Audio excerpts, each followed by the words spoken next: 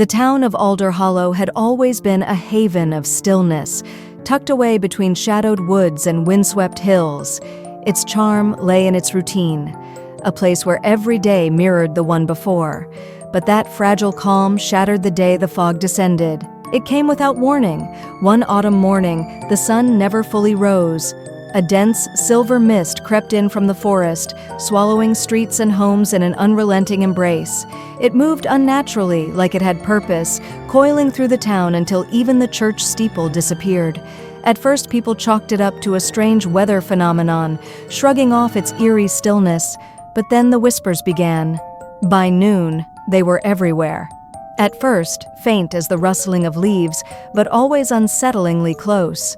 Children spoke of hearing their names whispered in the emptiness.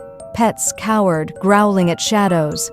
Strangers felt icy breath on their necks, only to turn and find nothing. By nightfall, Alder Hollow was a ghost town.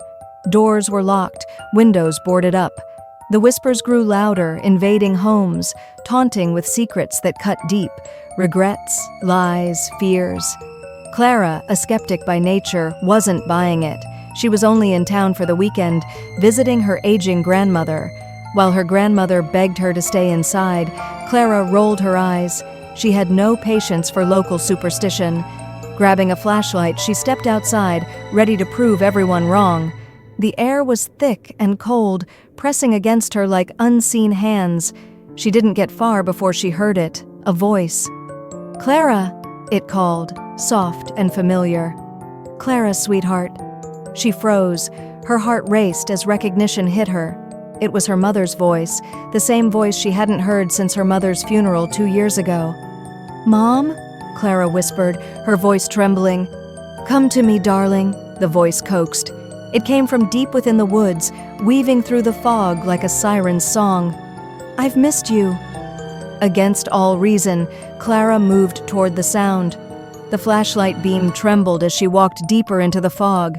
Around her, the whispers grew louder, overlapping in a discordant, haunting melody.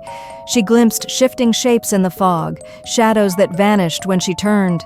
At the forest's edge, a faint light flickered. She followed it, the fog thinning to reveal a circle of figures. They were silhouettes, their forms blurry like smoke given shape. In their midst stood a figure. It looked like her mother, but its features were wrong. The eyes were too large, unblinking. The mouth stretched into an impossible grin, sharp and unnatural. "Clara," it said, its voice a chilling echo of her mother's. "Stay with us, join us." Panic surged through her. Clara stumbled back, the whispers twisting into screams that followed her as she fled. The shadows closed in, their faces forming grotesque smiles in the mist. She barely made it back to the house, slamming the door shut behind her. The fog clung to the windows, shadowy faces pressing against the glass. When dawn came, the fog was gone. The streets of Alder Hollow looked as if nothing had happened. But Clara knew better. As she washed her face in the bathroom, her reflection lingered, smiling. The grin was too wide, the teeth too sharp, and then it blinked. Though Clara hadn't,